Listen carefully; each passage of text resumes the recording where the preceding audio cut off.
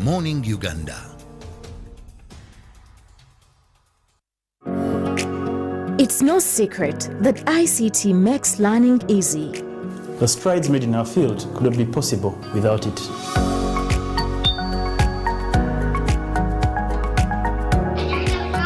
And now we can watch our favorite shows. My radio is my best friend. UCC provides an enabling regulatory environment and policy guidance for healthy competition. We also facilitate ease of doing business in the communications sector through licensing, standardization, spectrum management, tariff regulation, rural communication development, and consumer empowerment. An informed consumer is an empowered consumer. UCC supports local content and innovations. Driving the development of a robust communication sector in Uganda is Uganda Communications Commission. When you talk about our motherland Uganda, the Pearl of Africa, you cannot fail to smile because of the smile that fills the faces of the citizens. Our nice good weather and nature that sustains us all, that enables us all to continue each in their own way because we are all different even according to each individual's work. But what joins us to become one person is the sweetness from the flavored drink Alleluia Jingati drink and Alleluia Tamarind drink. The flavor that quenches your thirst while at the same time treating and healing your body because it is 100% natural. Enjoy the drink that has got the tamarind juice in it. Made by Alleluia Reflexology, Healthy Solutions and Nutritional Research Center Limited. Get yourself a bottle of Alleluia from all shops around.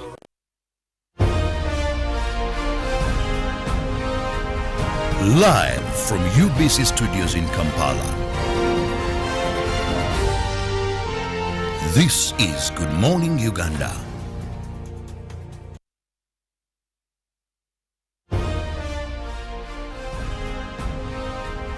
Live from UBC Studios in Kampala. This is Good Morning Uganda. Good morning to Uganda. Welcome to the 20th day of July 2021. And this day is special in so many ways, most especially for our Muslim brothers. Therefore, allow me to start it off by saying Assalamu alaikum, and then Sheikh Felix will take it on from there. My name is Priscilla Naloga and welcome aboard Good Morning Uganda. Tuesday's edition is here and we kick it off from right now all the way to 9 a.m. Now, as we are going to be celebrating and highlighting the Eid Mubarak that the Muslim community is celebrating this day, we will start off by a word from Sheikh Felix Nkunda. Actually, it's Eid Adha. And we do make celebration. But we must say Assalamu alaikum wa alaikum salam, and it's quite memorable. If celebrations like this bring out the best in religion, and we also take cognizance of the fact of how far Allah subhanahu wa ta'ala has brought his people with true reminiscence of the most precious and the most praised of the same, that is Muhammad. But Kirabo, Assalamu alaikum. Alaikum assalam. How are you? I'm very fine. Eid Adha. Eid Adha is here, and of course, I know many people are excited because the Muslims have two Eids according to their calendar. And the first is they do fasting. That is the one after 4 days of fasting, and of course there is feasting. But this Eid is unique because it shows that this is a sign of extreme obedience to the will of God. Just a background to why they celebrate this Eid today. Just remind you, if you read the Bible and you read the Quran, I think the only thing that changes here is Isaac, and now this is Ishmael. It comes to a fact that Moses had his only son, and he was willing to sacrifice his only son. And this is the thing where we drive this Eid, that Allah subhanahu wa ta'ala, according to the Muslims, told him, offer me your son, to test how obedient, how ready was Abraham to give his only, was he ready to give his only. And actually he took the son Isaac, here Ishmael, and he was willing to sacrifice the son for the Lord. It's at this moment that God, he heard a voice from the nearby bush telling him, please do not sacrifice your son. Let me provide a ram or a lamb, and he sacrificed that. So this day, Muslims are commanded to sacrifice an animal, and this is how you should eat this animal. I was trying to read some Islamic quotes here in brief. It says, according to the Quran, Ibrahim was about to sacrifice his son when a voice from heaven stopped him and allowed him to make something else as a great sacrifice. In the Old Testament, it's a ram that is sacrificed instead of his son. During Eid al-Adha, Muslims do this by obeying and sacrifice a cow or a ram. The family, this is the interesting part, the family will eat about a third of the meal, and a third goes to friends and relatives, and the remaining third is donated to the poor and the needy. All right, for that matter, since I fall in the friends category, dear Hajara, please, I'm waiting for my invitation. I can do the walking for just a few kilometers to the home, and I take the other. If you're taking a third, then the balance is to us friends. Now that explains why they invite so many people for this particular Eid. And I remember back in high school, my friend Hajara, she used, every time they would go into this particular Eid, I would book. I tell her, Madam, I'm #1. Just remind me, I was trending on social media. I don't know if you've seen that WhatsApp chat where this person asks the other, Haji, Sheikh, salam alaikum, alaikum salam, and then he says, what time is the food? So this one is replying in Arabic, and this one again asks, Sheikh, please be honest, replying what the guy is just replying in Arabic. That's very interesting because the people are known to go and ask for this food. So they were chatting, and the guy was just replying in Arabic, the time, when, and everything. So, but please don't confuse me. Okay. Type in the language I have you understand. actually been a part of this, you know, animal sacrificing ritual that they do? Oh, please do tell us what your experience was. I have a great relationship with the Muslim brothers, great relationship, and it tells a lot about my practices, and I spend most of the time with much of them being Muslim. So this is something we do almost annually, you know, and the meaning of, if someone says Idi Aduha to you, you reply Amina Ifaidina. Now the meaning of that is the concrete of sharing what Kirabo has been trying to explain. It brings out the basic needs that we do it all for the glory of Allah subhanahu wa ta'ala. But we do congratulate you guys upon reaching and celebrating Idi Aduha. We pray that it all goes well. We know we are in hard times. Many families may not be able to slaughter anything clearly, but for those who are able to make slaughter of anything, please carry on the message of what the intention of this day is. Share the little you have so that we celebrate God's day or Allah's day. But of course, much of that, we've been having a couple of things happening in this country as well, away from the Eid day. When you look at what's happening in town, yesterday I saw police crack down on people. I also saw some nasty events where I saw KCCA round up some ladies. You see, nowadays ladies left town. They are on the roads that exit Kampala, Rubaga Road, Wandegea, Kalere. They are in, you know. And I was seeing KCCA guys pound up these people, throw their onions. Someone has about a capital of just 7,000, some onions, and they were throwing these things on the car, bundling them up. And it got me thinking, these KCCA guys who are doing all these things, you'll be surprised they didn't even leave anything home for their wives or whatever for to eat. But they have the nerves to get these little things and start throwing them around, like, you know. And it's a question maybe I also want to put to you. Some of those things that happen in your communities, who is to blame and who is responsible? Okay, well, when you ask who's to blame and who is responsible, obviously the governing, the leadership should be responsible. Who is to blame? You could take it to a personal level, you could take it to a community level. Some people even stretch it all the way to blame the government for what it is that their plight is during that season, especially in reference to the the stories of the ladies that you have pointed out so clearly. Well, in my senses, you have to look at it from both sides of the coin. For the lady side, they're trying to fend and get a shilling so that they can be able to put something on the table for their families, and they have to stretch and also risk their lives to be able to do that at the expense of what? Because they're vulnerable. They don't have much to offer, or they don't have even a stable source of income. That's why they would rather be on the street at whatever cost. However, when it comes to the leadership to whom it's responsible, I think given the circumstances, the face of enforcement should be different, in accordance to the situation.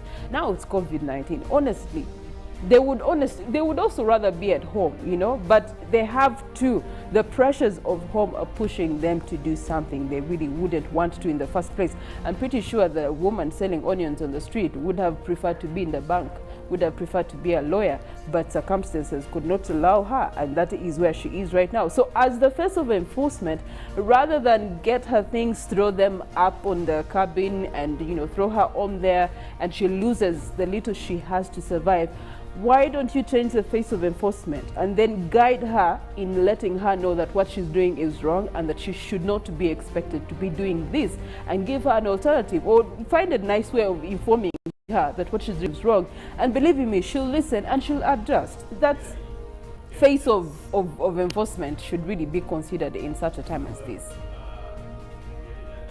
in Uganda. But Robert, just lastly before we get into our local stories, just this question. As a father home, don't you ever, once in a while, don't want people to tell the people who come to see you that you're not around? That's very common, more so sometimes. Though, as a person with a political ambition, now you're putting me in a tight corner. But I must be very honest to you, Felix. Yes, there are times when really there are some people that you feel you do not want to see you at some point of time when you're home. So what excuse do you normally ask your wife or helper to tell them? Again, tight spot, so that is where it ends. But anyway, if I feel they are really understanding, like he's resting, and sometimes a person, okay, let me go, I'll come back later. But there's a time you go to the extreme, God forgive me, and you have to tell them, I'm not around. But unfortunately, if someone has entered the fence and he has seen the motorcycle or the car, but so road work. But then guilt, of course, comes in. But there's nothing to do. Well, there's nothing to do, Kirabo's case, but you have everything to do. Just to remind you, you have to wear your mask, you have to sanitize, and you have to make sure that you avoid the socially, full places. We're talking about markets. If you're going to the market, be very, very vigilant. If you're going to the bank, be very vigilant. Wherever it is that there's more than 3 people, you have to be extra careful, because in that space you just could, get COVID-19. So be aware of those SOPs, and for the road users equally, be aware of the guidelines that were directed for this lockdown. 11 days to go. We're about to cross over to the promised land. Assumably, because there is no guarantee that automatically when the 42 days are done, now we are going to go back to normal, depending on what scientists will have advised His Excellency. You remember there's a time we had extension after extension until it is safe. It is not safe until it is safe. Okay. All right. So start the day with us on Good Morning Uganda on our social media platforms. On Facebook, UBC TV. We are streaming live there. Equally on our YouTube channel. Thank you so much for our friends in London and Canada that are joining us this morning. And our YouTube channel is UBC Television Uganda. But on Twitter for every live update as and when it comes in, especially in celebration of today's Eid, you will find it on our Twitter page, which is UBC TV Uganda. Speaking of backwards, we get to have a flashback to the last 24 hours. What has been happening? You might have missed it last evening, yesterday, or the day you were too busy. Well, this is why we have Good Morning Uganda to take you back into the last 24 hours. And we begin with the Human Rights Commission, taking a look at what is happening as the body that is mandated to ensure human rights upheld in this country. That is the exorbitant costs of admission and treatment of COVID-19 charged by many of the private hospitals in the country has attracted the attention of Uganda Human Rights Commission, stressing the need for government to intervene if importance of health is to be recognized in this country. The acting chairperson of the commission, Medi Lumumba, made the remarks at the media briefing held at the commission's headquarters in Kampala. Following the recent second wave of COVID-19, several private hospitals around Kampala city have been charging exorbitant medical fees between $845 to $2,819 per day in case of intensive care units. Some hospitals had reached an extent of detaining dead bodies for COVID-19 patients until the pending medical bills left behind are cleared. Other hospitals condition treatment of COVID-19 with demands for collateral security such as a car logbook and land titles. However, Uganda Human Rights Commission has joined other bodies to criticize the exorbitant charges administered by private hospitals in the country to treat COVID-19 patients in intensive situation. The acting chairperson of the commission, Medi Lumumba, said health workers must adhere to the professional ethical standards and also abide by the oath they swore of saving lives first, other than putting conditions that jeopardize life.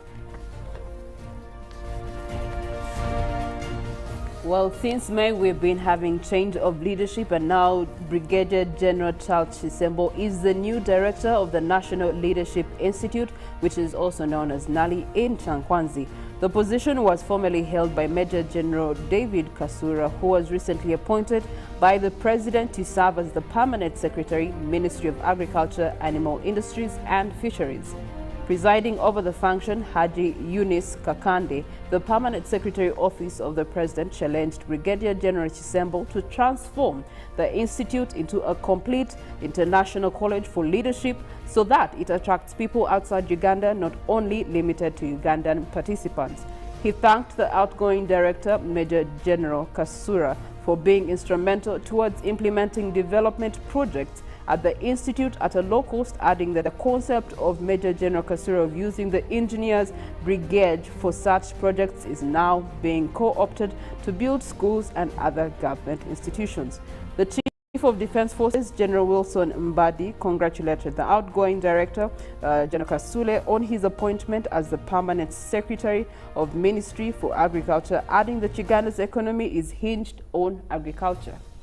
Still on men in uniform and the security of this country, UPDF spokesperson Brigadier Flavia Byekwaso has mentioned two regrouping rebel groups planning to destabilize Uganda.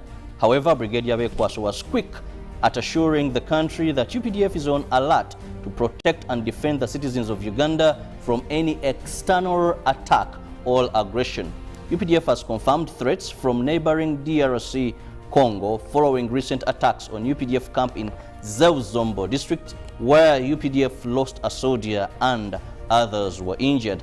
The Homeland Liberation and Codeco forces from Congo are in the bird's eye view of Uganda's army top list of enemies to pursue under the United Nations Security Council framework of hot pursuit, which requires no consultations for a country to invade an enemy using the territorial grounds of a neighboring country to cause havoc to the country. The army has also reinforced its disarmament operations in Karamoja region to combat cattle rustling.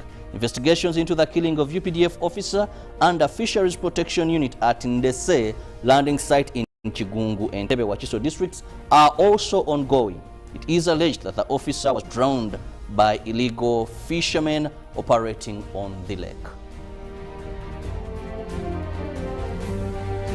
While we do have 3 days to go to the Olympics Tokyo 2020, last week the Ministry of Foreign Affairs and the Olympics Committee here in Uganda had a setback when social media users were awashing with the reports of a missing Ugandan Olympian, Julius Sechitoleko, in Japan. The 20-year-old weightlifter was among the Ugandan delegation, which is in Japan, taking part in the Tokyo Games that are starting on Friday. Now, the Japanese authorities have initiated a search and repatriation process for the Olympian. State Minister for Foreign Affairs Okello Oryem says Sechitoleko's conduct is regrettable and calls for punishment to avoid future occurrences. Oriem, however, waters down the argument that such acts are a result of quench for greener pastures. During a high-level meeting between Uganda and Japan at the Ministry of Foreign Affairs in Kampala, it was agreed that the pursuit for such teleco takes course.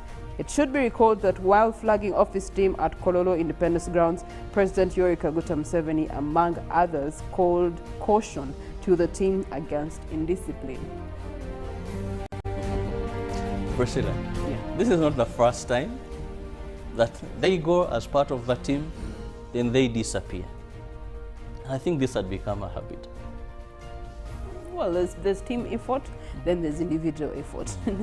So I believe, I wouldn't call it such a habit because, I mean, there's just been a few cases. I don't think it's even more than 3 cases that we're talking about for you to say it has become a habit. If it had become a habit, because again, you also have to look at, in retrospect of Olympics, it's something that happens in over a period of years. So it's not like it's an annual thing that happens. Because I was and looking at a report where really you find that many seem to be disappearing, and it's all about like getting greener pastures. But this time I liked the minister's words that if he's gotten and he comes home, then he'll be handed over to law enforcers and justice will take its course. So what is because justice this is in that going case? to be deterrent. It's not going to be business as usual. What does justice mean in this case?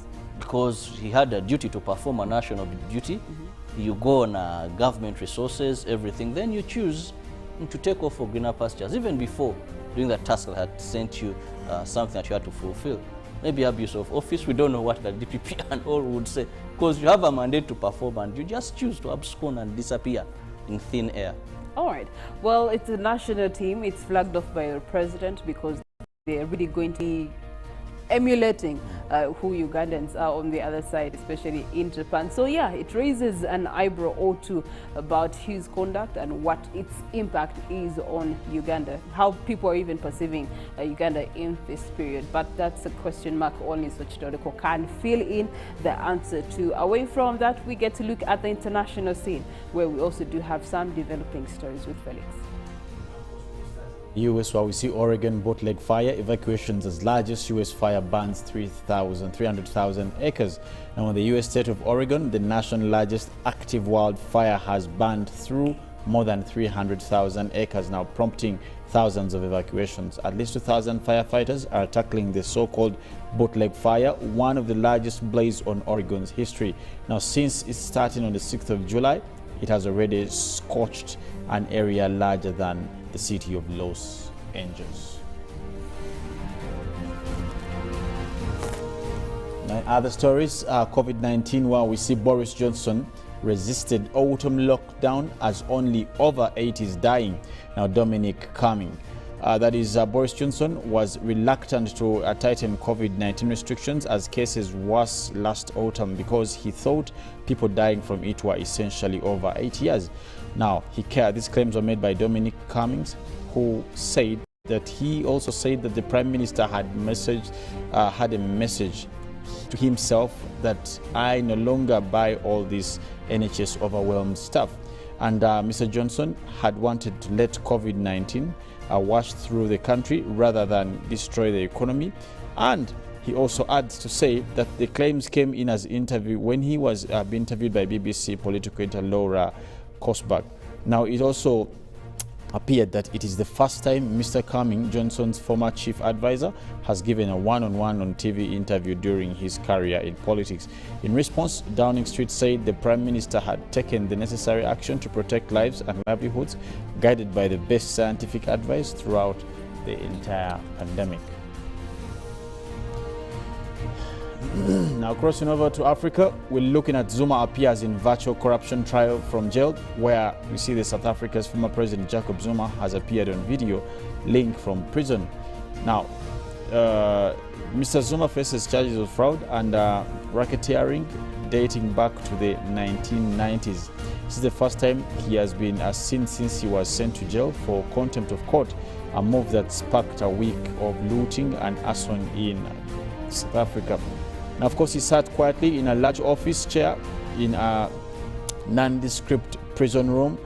He wore a dark suit and red tie and said title as his lawyer argued for another postponement of his corruption trial. The hearing took place online due to the pandemic and security concerns, and Zuma has now spent more than a week in prison after he was found guilty of contempt of court for refusing to participate in a separate corruption inquiry.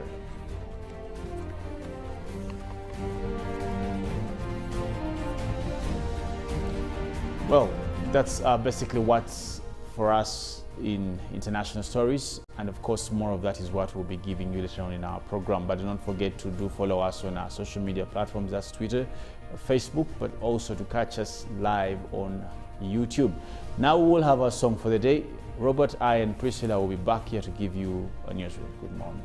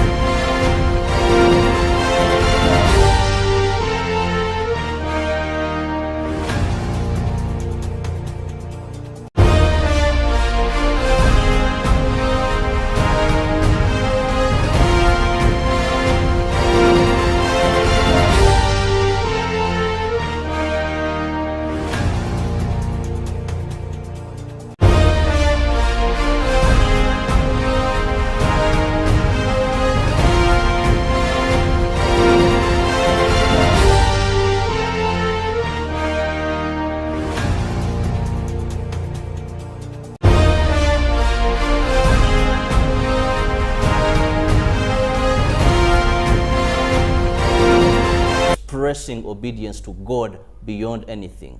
And she told me Abraham had a son at a very late age, but God was testing him, looking at what he best likes. So a lesson to us at such a time is, how willing are you to obey God? Maybe there are voices of quit booze, quit this, quit that. Are you ready to forsake that for the Lord? That is the biggest message that we should really think about on this day. Slaughtering animals and eating the meat has a background of obedience to the will of God at all costs. Well, it is time we look at a newsreel story. And today, in these 42 days, there have been issues of human rights that the Uganda Human Rights Commission has come out to put forward and need to be addressed. And among them, yesterday during a press briefing, the acting chairperson, that is Medi Murumba, looked at the exorbitant fees being charged by private hospitals in treatment of COVID-19, and we'll be looking at these issues one by one as they were addressed. But let's begin with this exorbitant fee. Felix, you've always said that it's true that health is a right, but we also have public and private hospitals. Now, during this time of COVID-19, many people had to produce sometimes land titles, car log books. Others, even bodies were detained until they had to pay exorbitant fees that has gone on treatment. This we've talked over and over, and the human rights says this is something we should address. How best do you think we can move forward? Well,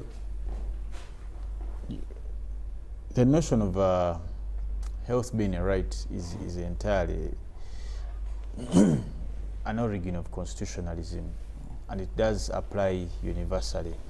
That's why it makes defeat to the statement that you said, whether health be private or public, because in the general spectrum of appreciation, in terms of constitutional application, the appreciation doesn't cause limitation to whether be it private or public, if I may say.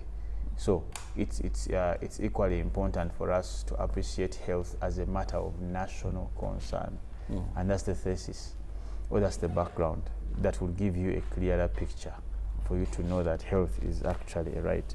Why the discussion, if I may just throw light to why health has to be right. In Chapter 4 of the Constitution, they bring it out to make it cause semblance to the right to life. Now, the right to life is entirely backed by the right to health.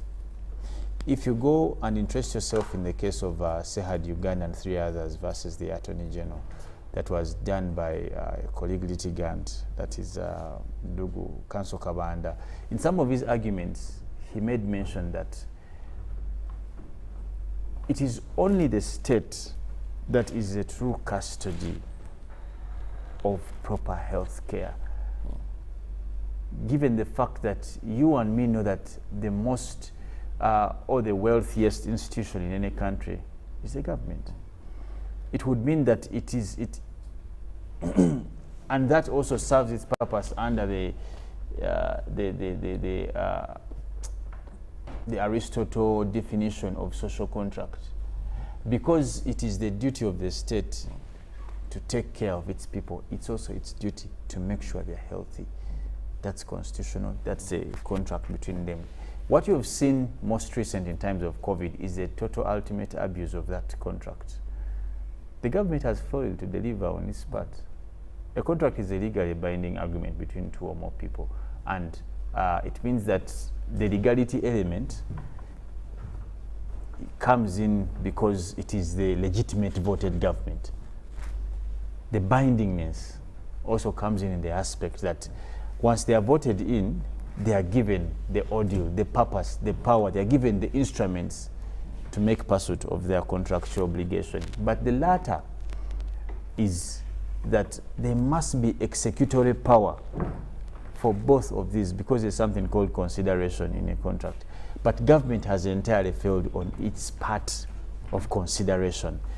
Because one,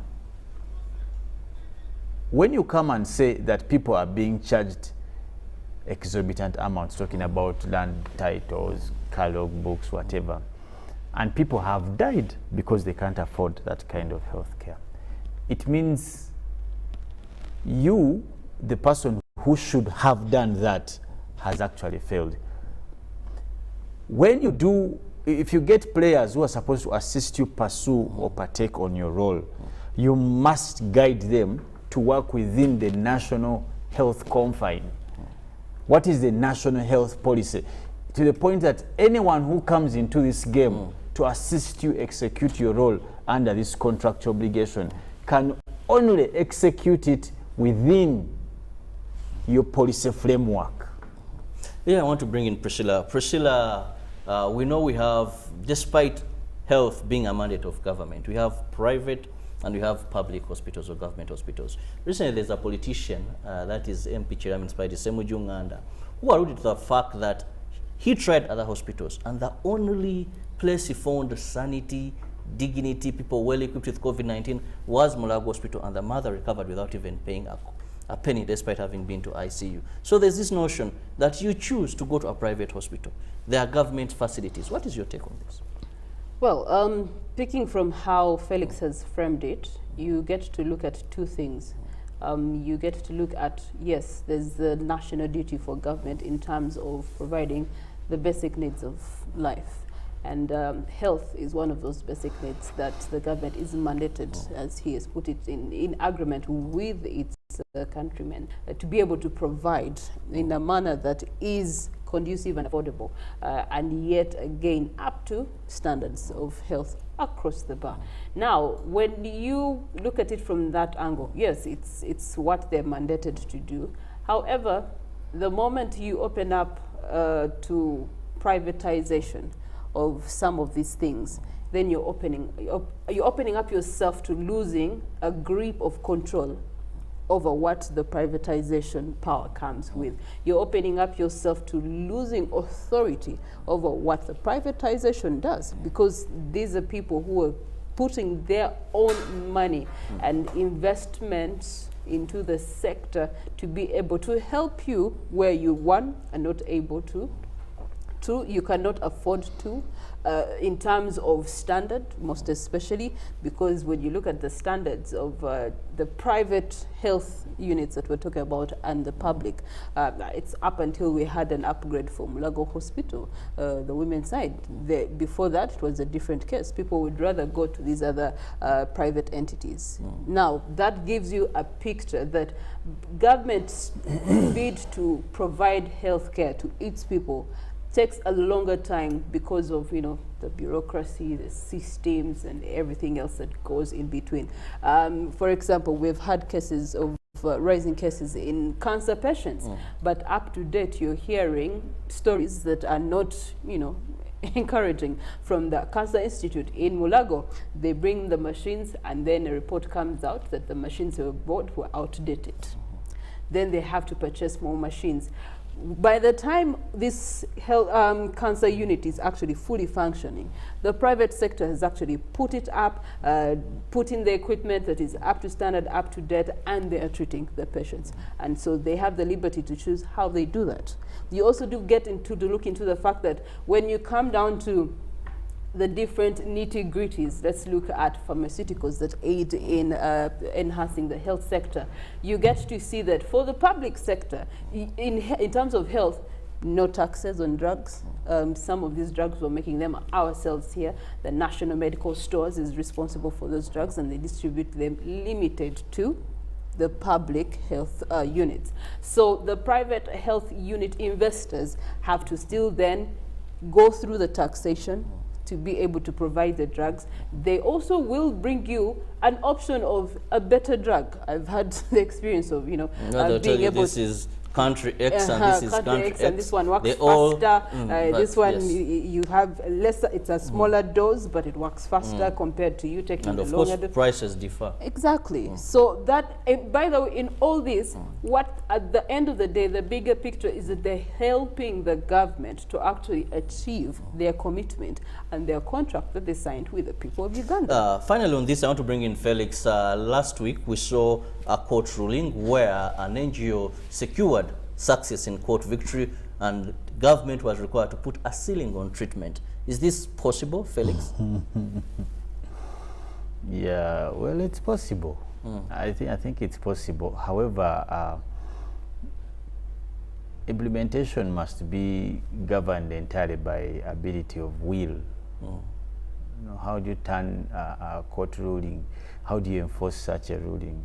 As I've told you, there's what we call a national health framework, which is absent in this country. And that's why, because it should be what others fit into, private, whatever, there must be some policy standard available, which I don't know of up to now. And that's why it is hard for you to enforce such a court ruling. Because if you remember the discussion that Madam Dana Twine had with these people, the private owners of these hospitals, she came out to say that the problem is the law, the legal regime. That was before the court ruling. You know, so now, definitely. So now they have been helped. You don't have a law. I've given you a judgment. I've given you an order of court. Let's see how she responds to that. But the biggest also challenge I have come to notice in this country with terms of enforcement is the dire, what we call conflict of interest.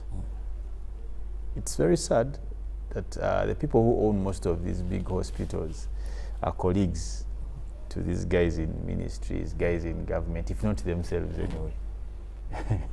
So you cannot, as Baganda setosobola kusala gwachi nchima tesala gwachi bida. It is going to be discussion for us. Because the truth of the matter, we have discussed this thing. Everyone has talked about this thing, everyone. But what has been done? People have cried, people have died. You know, because what's the worst that can happen? It's death. That has happened. A person dies and then the body is also... a corpse is demanded 150 million. Yes, so you either pay. So as I'm saying that if the worst has happened and no response has been given, I mean, what more are you going to do? Well, another issue that the Uganda Human Rights Commission yesterday mentioned as something that has to be dealt with, that has come out in the 42 days of the lockdown, was what they referred to as violence in terms of enforcing the COVID-19 guidelines. Mr. Mulumba is very clear that there have been people who have been tortured, who have been harassed at these particular points. However, an issue that arises here is police will tell you that actually, yes, we accept where these cases are, we've taken action. But then what makes you also move at such a time? Let's Ugandans not give an opportunity to be victims, putting ourselves in harm's way. Priscilla, do you agree with that? To an extent, yes, I do agree with it, because we are all players in this fight against COVID-19. However, with the different players, we have different responsibilities. Now, while I would like the officer to find me walking and then, you know, handle me in a manner that is okay for me, by directive, the way he has been trained is to handle the matter in quite a different manner, and that is exactly what he will do according to the training that he was given. I think this is where we are finding the conflict of you know, guidelines being implemented in, you know, different ways that they're being implemented. That is where the conflict comes, that you, the person that is being inflicted on with these guidelines, you're seeing it differently. You want the officer to handle you in a way that's pleasing to you, but that's not going to happen anytime soon. And so as Ugandans, really, for me, my message would be, I urge you to actually be cautious and vigilant. And I would agree then with that statement to that extent, that we shouldn't put ourselves in harm's way. However, of course, it doesn't take away the fact that when you are caught on that side, how then the officer responds, people have taken it to the extreme. But I will also note that I think for the past 2 weeks, there's been a change in how officers have been enforcing these guidelines. I think they've become probably with their trainings and, you know, whatever it is, yeah, they have improved. In my opinion, they have improved. Yes. Finally, Felix, another concern that was raised is in terms of justice. The Commission looks at the fact that we should have more technology being applied than just people being brought before court, then not then remanded that this is justice delayed. We know COVID-19 is there, courts cannot work at full capacity, but let's ensure that we have technology where court proceedings can still go on even at such a time. Definitely. I think that's even a late realization by the Commission. It is something that should have happened a long time ago. I mean, there was a suggestion of some software for council to submit, give all these submissions, file online and what. That should be in place. Other countries are doing these things. I don't even think that makes news. You're waiting for the budget. Well, you can imagine also. But as I've told you, it's not a culture by the way of legal practice. Electronic methods not a culture. Even by the way, in big jurisdictions like the US, like they do it, but it is not a culture. That alone will also have its challenges in terms of justice. You know, like you remember how the issue of the virtual court thing was challenged. You see, because judges also use the demeanor, the state, the body state of the suspects in court means a lot to how the case will go, how the judge observes the behavior of all those things matter. That's why some of these suggestions are good, but how applicable but you see, are they? We have to consider that they're not long term, they're short term, because what I think at the end of the day you have to look at is the backlog that you know and that now is going to that come would be then the field. problem, because you cannot dispense cases for the purposes of dispensing cases because of the short term. Then later on, as I've told you, you're going to have a challenge. Yeah, in the long run, you will have injustices. That's the dilemma. Appeals will turn into. That's the dilemma. But Robert, I just want to make a comment about what my sister about the police treatment of the people and all that. With respect to the forces, you know, as I've said time and again, that it would be foolhardy for us to behave normally, yet we are actually in an abnormal stature of life. The police cannot stay strict to the guide in terms of enforcing or in terms of how it enforces some of these, yet we are in dire times. Previously, when everything was normal, it would be wrong for people to do some things. For example, if you found someone, let's imagine like now, walking at 7 or 8 p.m. in the night, because of the abnormality of the times, it causes another instinct for any security officer not to enforce immediately, but to engage. I don't know if I make myself clear. It's unfortunate for our officers to want to act normally in an abnormal situation.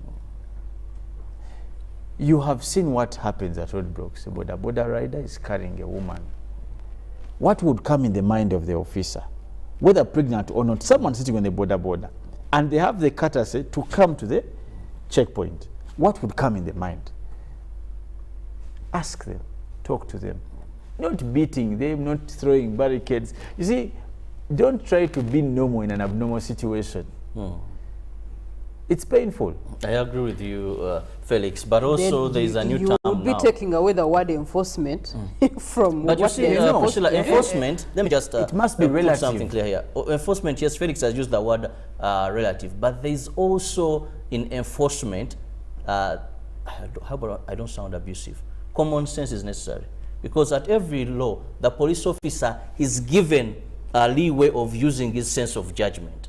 It's not that you just have to enforce the law as a robot. Actually, but you see, that's a very even when you put it that way, So then are they going to make it specialized that is why to every a police person? officer will arrest someone. A person would come with no documents, but because of his sense of judgment, in that time, no, and says yes, they have to use their sense of judgment. You know, humankind is not programmed as a robot, but also must advise Ugandans, don't be what we call COVIDiots. No, there's this new term, COVIDiots.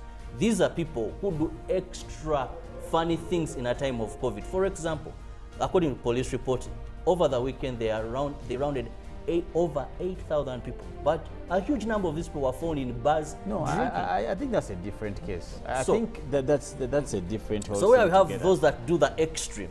Sometimes at such a time when maybe enforcement Kirabo, you see, again, that's what I was saying, that you are the one who's deciding what is extreme. not the officer. For example, So being that in is a what bad I'm such a saying, time, that I think for that is you, extreme. in your extreme, you wish that this is your extreme and this is how it should be handled. For the officer, it is bad, it is bad. Whether it's extreme or not extreme, you have committed a crime. And that's this is wrong. And this is how they will respond to it. Yes. So that we can't really penalize them for that. We can't. I just believe we should have a human face when it comes to implementation of these standard operating procedures. Be listening, be welcoming, because yes, the issue sometimes that maybe you see someone going overboard, but if you give them attention and listen to them, then this is something we can sort. Otherwise, we may force to implement SOPs, by the end of the day, lose more lives, which is something we are not going to be happy about, because this is all aimed at protecting human life. Well, when we return, we'll be looking at what is interesting in the print media. Later on, Priscilla will take us through traffic, and of course, Molen will be taking us from Weather Nature 2, where we'll be having our official Eid prayers today. And of course, we know we are under COVID. Not everybody will be there, but through various platforms, you'll be able to follow. And the biggest is UBC TV, where we'll be at Old Kampala Mosque and coming to you live for you to follow prayers as events will be unfolding at that mosque. Let's return with the print media.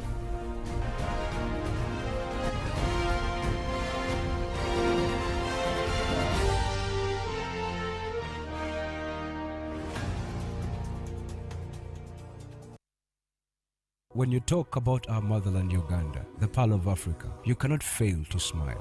Because of the smile that fills the faces of the citizens, our nice good weather and nature that sustains us all, that enables us all to continue each in their own way, because we are all different, even according to each individual's work.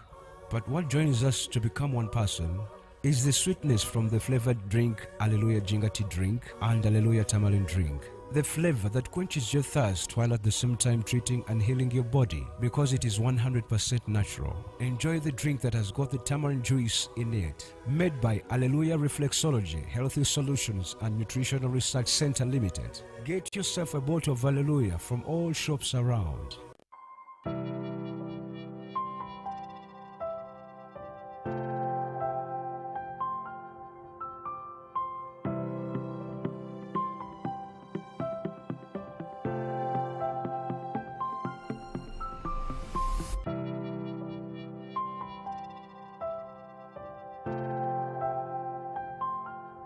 Ekya COVID-19 kijja kugwa.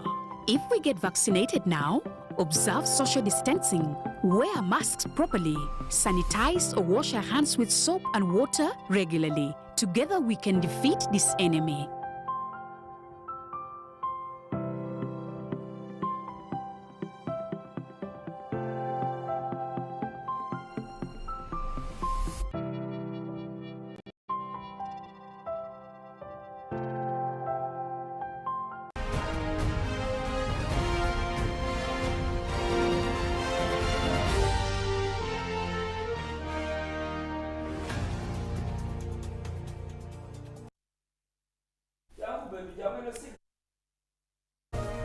And thank you so much for keeping it on UBC TV. It is our mandate to ensure we inform you of what is happening locally, internationally, and as we spice up your morning every day, cheer up, have a positive mindset. Victory is along your way, and there's always light at the end of the tunnel.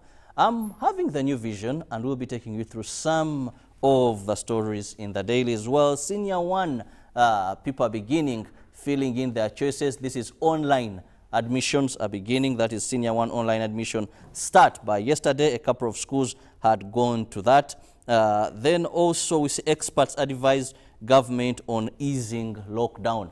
How best can we ease the lockdown? They give you the expert perspective of that. Government confirms over 800 people received the fake COVID-19 vaccine. They say it wasn't a vaccine and it wasn't a substance harmful to of course, to human beings, but they advise those that received that to go to government-designated centers and get vaccination of COVID-19.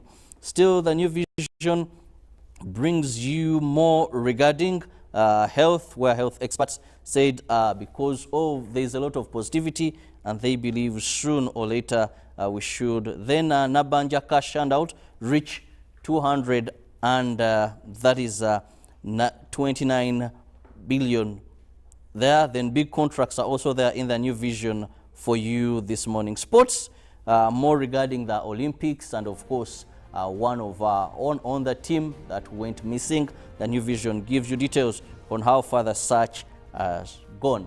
Yes, Felix. S1 students, and of course also COVID-19 stimulus offer relief but no cure for pandemic pain. Now in the rainbow pullout, Tessa and Luca adventure in Germany, how is it going?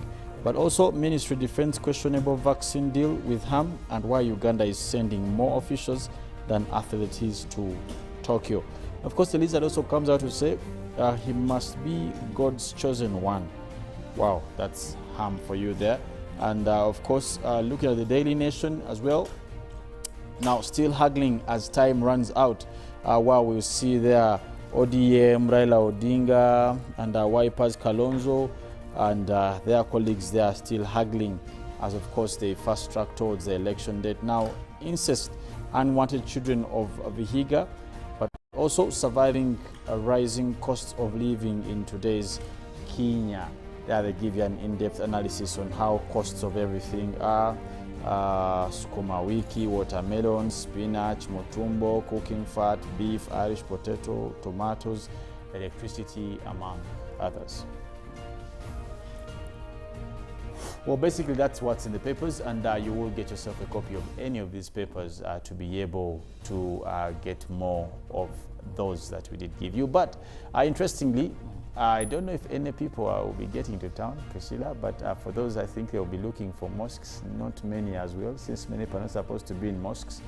Why would you be going on a day like this, Robert? Actually, because of the times, I advise people just stay home. Enjoy with the few people you have at your home, because it is a one-day event but can cost you a life and a life of your entire family in the times of COVID-19. So attend the prayers, UBC TV. By 8, will be live at Old Kampala Mosque, so you can follow the prayers that will be happening there. This is we are not in normal times. Felix says these are abnormal times, don't behave normal. So the best way is staying home and celebrating with friends. Well, celebrating with friends, and I want to celebrate with my friend Priscilla Naruoga, that is Nali there. I don't know what name would you have, Priscilla, if you're Muslim, by the way, just to ask, which name would you prefer to have? Really? There's so many Hajaras all around. No, she's been my friend since high school. That's her name. Yes. That's your name.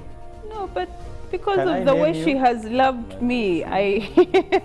Let me name Priscilla here. Okay. It's Wi-Fi.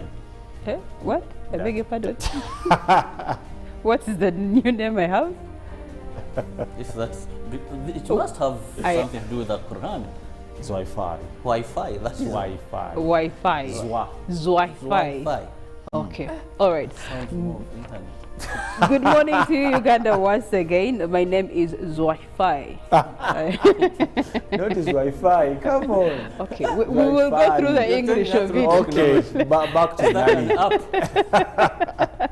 As Wi-Fi here, taking you through the traffic updates. We'll get into the English of it later on. But again, happy Eid is what we are really trying to send over here on Good Morning Uganda as we continue with the day. The prayers are coming through at 8 o'clock, as Kirabo has stated, in the morning, and they're going to be coming in from Old Kampala Mosque. Now, speaking of traffic, you do know that we are under a total lockdown, so there's not much expectation of traffic. More so on a public holiday, for government entities, public entities, they always get these days to be public holidays, meaning that they're equally not going to be working. So the usual little traffic we've been having on the road is actually also going to be limited this morning and throughout the entire day because people are not going to be opening their offices up as it is a public holiday.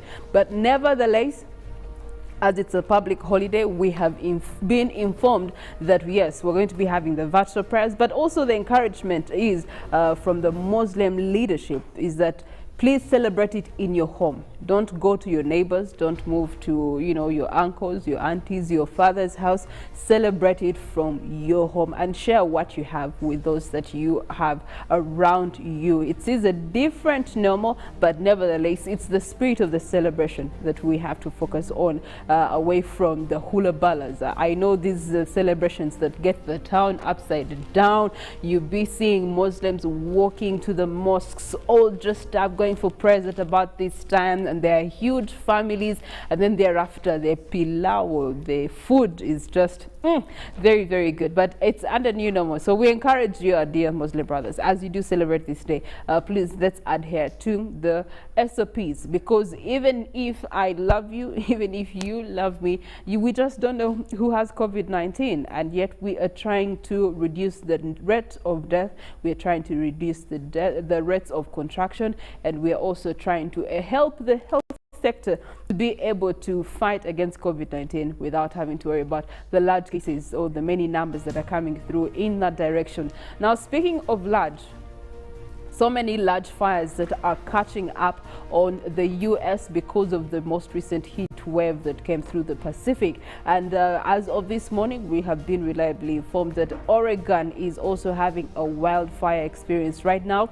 it has so far taken over or cleared over 300,000 acres of land. And yet, it's just the beginning. They've had about 13 U.S. raging fires across the U.S., and that is daunting and worrying. Now, this is a conversation that Molen and I are going to be engaging in. Now, this is also an indicator that when you distort the ecosystem, soon or later you will actually have to pay the price of that distortion. So as Uganda here, we do encourage you, please make sure that you take care of the environment. Please take care of the nature around you. Let us live in harmony. That is how it would be said. Good morning to you, Molen. Yes, a very good morning to you, Priscilla. It is indeed a sad story coming in about the wildfires, and these have been going on for quite some weeks over the US and also taking in parts of Canada. It is really something very sad to see that the climate crisis has gotten us to this point. And looking at exactly what we've been seeing over the years, this is a particular time of the year where the US has been seeing these fires. But the only difference this year is that it has been to a larger scale, almost 3 times more than what has been happening over this area. Now, scientists are attributing this to the rising temperatures and also the heat wave that has been raging this area, making the place more or less humid and also susceptible to more fires outbreaking over the region. This has been mostly the northwestern part of USA.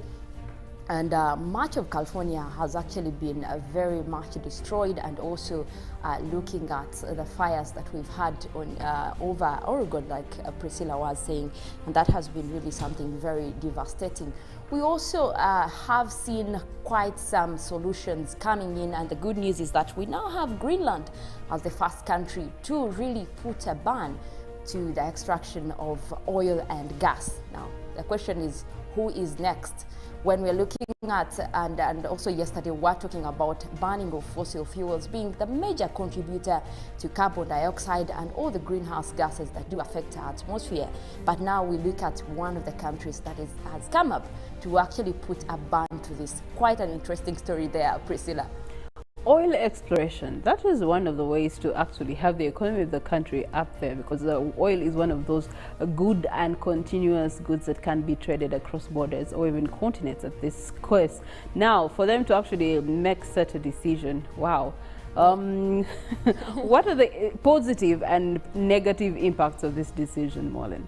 Yeah, I think we look at the positive being obviously they are looking at creating more solutions to the climate crisis, and that means that will reduce emission of greenhouse gases. And as a country to take this kind of decision, obviously it will have a negative impact on the economy, and the fact that this oil has been one of the major sectors of the economy that does bring in money. But it is a smart decision when we look at conserving nature, and also because now the gain of banning this means that you move towards a future where you see less calamity. So it doesn't help if you are producing all this oil and getting all this money, but just moments away in a few months, you always get the hurricanes, you always get the storms, you always get these fires. So what we are avoiding is more disastrous than a financial loss compared to looking at what Greenland has taken a decision on. Okay, one of the biggest supplementaries of oil, refinements and oil exploration is the motor industry, because motor vehicles, borders, anything uses oil or fuel for that matter to be able to function as an item or product for that matter. But now with these developments, this then gives hope to those that have actually been coming up with new innovations. And some of the new innovations, I'm sure you have experienced an electric car, or at least I have sat in an electric car, and the experience was, whoa, like it is very quiet. It's moving, but you're not hearing anything, and it's a rechargeable car. Most recently, we have had our very own newsroom doing a story on borders, electric borders, which come at a good time in COVID-19, where people will spend less because it does not consume any fuel, just a matter of charging the battery and recharging it, and then you are on the move. Now, those are good innovations, which shows you that perhaps in the next 30 to 50 years, yes, a transition is definitely taking place, and by that time, when you look at all in terms of that, the way it's affecting nature, it's going to be changing and adjusting. But then Molen begs me to ask the question, in Uganda, Katandikabutandis, oil extraction, oil exploration, and we are in the part of Africa, a country that is blessed with nature and beauty in all shapes and sizes. Yeah, but isn't this a worrying state? It's worrying if what we consider as something that has been given to us by nature is again going to turn into disastrous situations and effects, then I will think the benefit is just minimal. But now it's a sad situation for countries like Uganda, who haven't even started benefiting from this oil. Now imagine we look at a situation where this becomes globally declared as a pandemic. We look at a situation where everyone is asked to actually ban exploration of oil. Now, Uganda hasn't started on the oil, so it will be quite a loss in terms of having not explored nature. But I think it is for the good if we look at all the benefits that we're heading towards, and also avoiding this emergency. So I think it would be a smart decision then, even if we stopped exploring this oil. Okay. Yeah. It also then causes me to ask myself, where are the environmentalists in this conversation building up to actually setting up Uganda in terms of oil extraction and exploration? I want to think that... because we have not seen them on the round tables, we have not really seen them on the signing of the deals that have so far been signed. They have probably been consulted in developing most policies in regard to oil extraction, but that still poses a challenge. I hope the consultation yielded something, because we need to look at a smart way to make sure we are not putting more gases into the atmosphere. We already have it enough as it is. We are looking at globally, there is already looking at close to a +1 degree Celsius increase, and that is really dangerous, because we are looking at keeping temperatures to well below 2 degrees Celsius by 2050. So if by 2021 we are already close to a +1 degree Celsius, then I think we need to go back to the drawing board and include all these scientists in whatever parts of the economy we are looking at, being oil exploration as well. Okay. So yes, that is something that we need to look at as a country, and put most of these guys on board when we're looking at promoting our country's economy, for sure. Molen, I'm going to challenge you to do an investigative reporting into that. And it has caused me to ask myself, what has been the impact of Killembe mines back in Kasese? Yes, the positives are there, changed the livelihoods of people, the economy of that particular region of Uganda. But then in terms of, the environment, what has its impact been? In that region of Uganda. But we will extend this conversation later on today. I'm pretty sure Molen does have a mouthful of things to let us know about weather, nature, and also climate. And I believe there's also an August report that has been released in terms of climate. Good morning. Yes, thank you very much, Priscilla, and good morning to you all, our viewers here, and good morning, Uganda. Now, yes, there are a lot of solutions coming up. We have the bad news of all these disasters happening across the world, but the good news is that we also are going much more efforts. We are putting much more efforts into climate action. And this morning, we saw also the United Nations Environmental Program trying to advise people on going up nature-based solutions. Now, these are areas where we look at using really natural resources as a substitute to what we are calling the non-renewable energy. For example, biogas. These are some of the solutions we can look at if we are to prevent more disasters. And also looking at what Greenland has done, burning of oil exploration is also another way.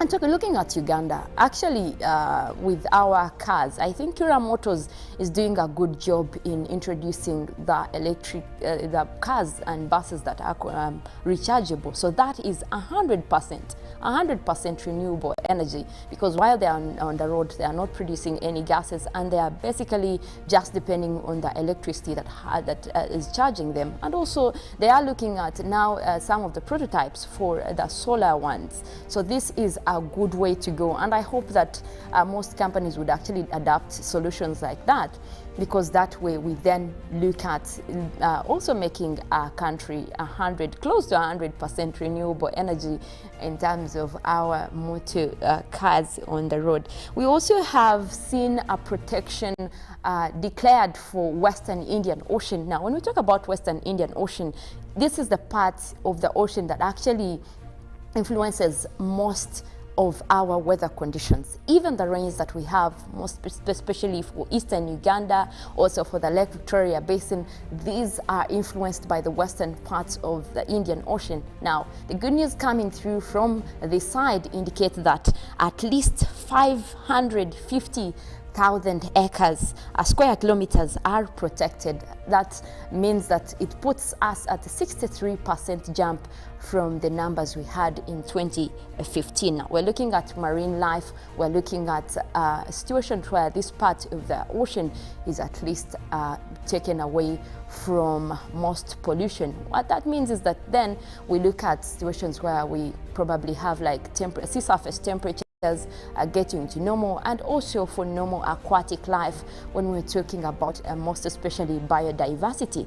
Because even when we do get mostly rainy conditions influenced from these parts of the ocean, we also want to look at the aquatic life and how it is being protected. This is also good news coming in from United Nations Environmental Program. So yes, there are solutions out there that can help us avert the climate crisis. We just need to take this serious and also look out for our mother nature. Well, coming from that, we want to take a look at what is going on our satellites that is above Uganda. In our skies, we did have that rainy system that started off over Lake Victoria. That is where we see the orange and blue to green colors. Now, this system is still over the islands of Lake Victoria, but it is forecasted to be moving at least westwards. That will be propagating across much of Lake Victoria Basin. We also have this system that is also bringing rains already across midwestern Uganda, parts of Hoima, and also for Masindi. That started early this morning, but it is still developing and will be bringing us rains, especially across these parts of southwestern Uganda, as well as midwestern. Now, the rainy system over the Lake Victoria Basin seems like it's just quite only coming to the central part of Lake Victoria and also towards eastern central, but the western part of Lake Victoria might remain clear for this time of the morning. But that will also be changing later in the afternoon. We expect the system to go mostly towards the north. Now, much of the country is actually dealing with mostly cloudy conditions. You can see much white across most regions within the country, but most areas will be seeing intervals of sunny conditions as well.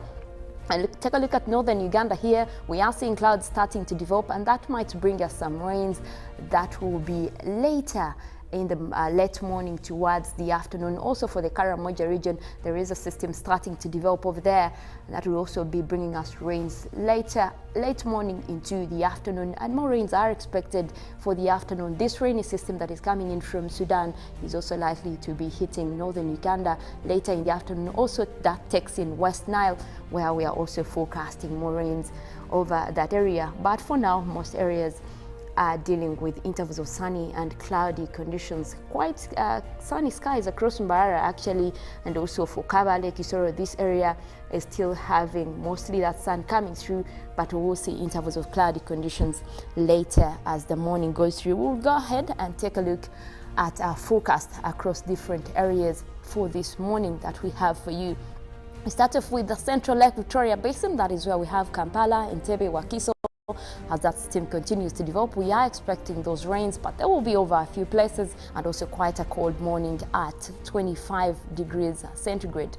Now, moving over, we do have parts of central northern Uganda where we have Gulu, Kitgum, Padel, and Ajumani. We are forecasting isolated rains. Those will be also over a few areas, but temperatures are likely to be at 26, quite a warm morning. But also that will be increasing later in the day as more rains are also expected over that area. Looking at eastern Uganda, that is where we have Soroti, Katakwi, we have Muria and Kumi. We are forecasting isolated showers. Those will be across a few areas, and temperatures will be at a pleasant 26 degrees centigrade. Now, for the eastern parts of central, where we have Nakasongola in that category, Wobulenzi, Nakaseke, where we are forecasting isolated showers. Quite a warm morning over there starting off, and the whole morning will go up to 27 degrees centigrade. We do expect temperatures to increase up to 29 later in the afternoon.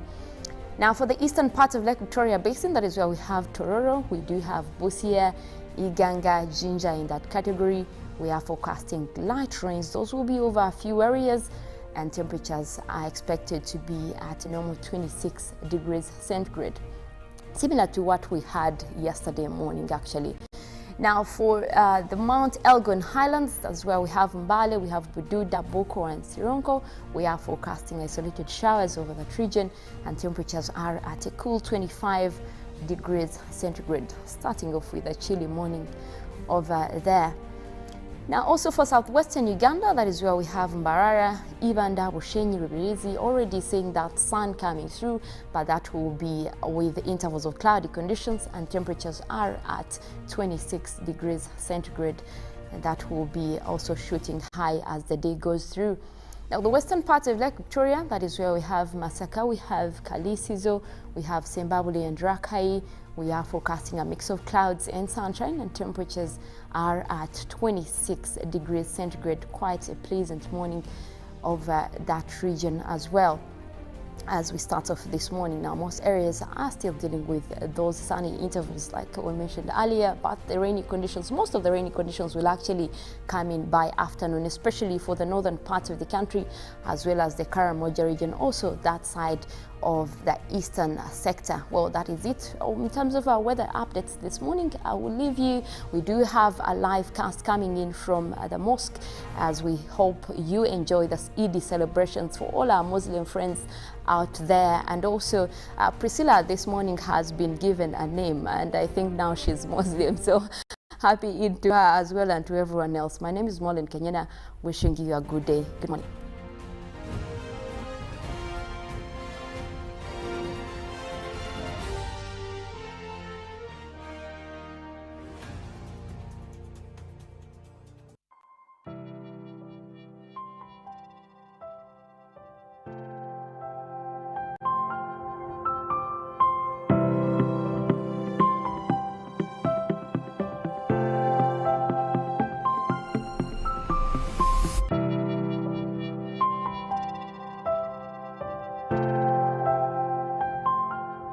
Echa COVID-19 chijja kugwa.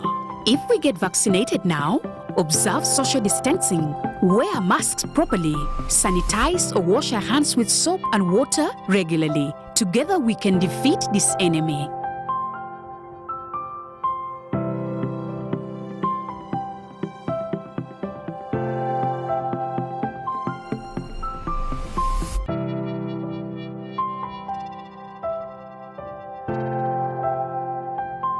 Pick of the Day on UBC, brought to you by